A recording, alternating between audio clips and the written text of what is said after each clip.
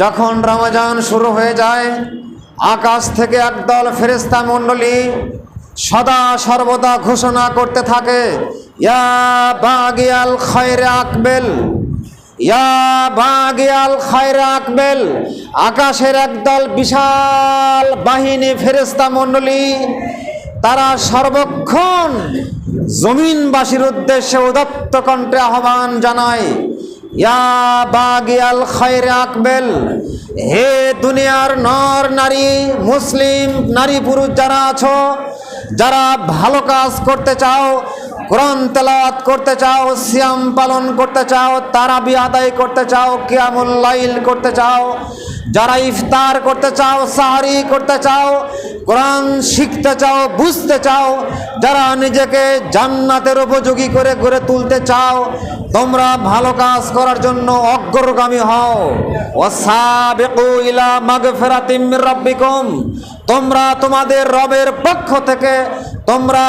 পক্ষ থেকে ঘোষিত ক্ষমার দিকে তোমরা অগ্রসর হও এবং ওই জান্নাতের দিকে তোমরা দ্রুত অগ্রসর হও, যেই জান্নাতের আয়তন হচ্ছে 7 জমিন 7 আসমান যত বড়, তার চেয়ে জান্নাত অনেক অনেক অনেক অনেক অনেক বড়। ওই জান্নাতের দিকে তোমরা দ্রুত অগ্রসর হও, দ্রুত প্রতিযোগিতার মাঠে ঝাঁপিয়ে পড়ো জান্নাতে ঢোকার জন্য।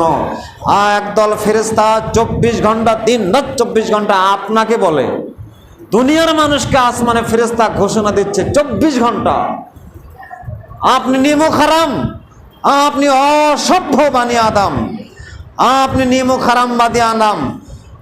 ফেরেশতাদের এরকম উদাত্ত আহ্বানকে বানি আদম 5 পয়সা মূল্যায়ন করে না, খেয়াল খুশি মোতাবেক চলাফেরা করে। পক্ষান্তরে ইয়া বাগিয়া শাররে আকসির, হে দুর্নীতিবাজ বান্দারা, হে জালেম বান্দা, হে অত্যাচারী বান্দা, হে চোর, হে ডাকাত, হে গুন্ডা, হে ধর্ষক, হে ইফটিজিংকারী, হে ওজনে মাপ কম দাও, বেশি নাও, যারা নানা রকমের অন্যায় অবিচার জুলুম অত্যাচার করে থাকো, যারা অবিচার করো, কোর্ট কাছারিতে এক কলমের খোসায় অন্যের সম্পদকে আত্মসাৎ করো, যারা ওজন পরিমাপের মাধ্যমে অন্যের সম্পদ আত্মসাৎ করো, যেভাবে অন্যায় অপকর্মে লিপ্ত আছো, আকাশের ফেরেশতা মণ্ডলী বলে, ইয়া বাগিয়া শাররে আকসির, যারা অন্যায় করো, দুর্নীতি করো, তোমাদের দুর্নীতি রমজান মাসে থামাও, বন্ধ করো। যারা অসাধু ব্যবসায়ী আছো, তোমাদের অসাধু ব্যবসার প্রতারণামূলক ব্যবসা বন্ধ করো, থামাও। রমজান মাস চলে আসছে, জান্নাতের সব গেট খুলে দেওয়া হয়েছে, তোমরা থামো। আকাশের একদল ফেরেশতা ওই জালেমদেরকে উদাত্ত কণ্ঠে আহ্বান জানায়, সবসময় আহ্বান জানায়, আমালাবি মাল্লাম ইয়াদা কওলা জুর ওয়ালা আমালাবি। সহিহ বুখারীর 1903 নম্বর হাদিস, রাসূল সাল্লাল্লাহু আলাইহি সাল্লাম বলেছেন, মাল্লাম ইয়াদা কওলা জুর ওয়ালা আমালাবি, যারা অন্যায়, অনাচার, মিথ্যাচার, দুরাচার, সার্বিকভাবে অন্যায় পাপ কাজ, ফি আইয়াদা তামাহু ওয়া শারাবাহু, এমন ব্যক্তির না খেয়ে থাকাতে, না পান করাতে আল্লাহর কোনো লাভ নাই। ওর না খেয়ে থাকাতে, উপবাস থাকাতে আল্লাহর কোনো প্রয়োজন নাই। তার মানে উল্লেখিত বিবরণে স্পষ্ট বোঝা যায় যে না খেয়ে থাকা, না পান করার নাম হচ্ছে উপবাস, সিয়াম নয়। না খেয়ে থাকা, না পান করার নাম হচ্ছে রোজা, সিয়াম নয়।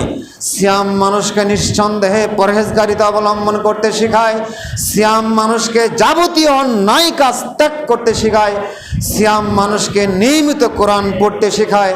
আপনার বয়স 60 বছর, আপনি এখনো কোরআন বুঝতে পারেন না, কোরআন পড়তে পারেন না, শেখার চেষ্টাও আপনার নেই। আপনার কিসের সিয়াম, কিসের কিয়াম?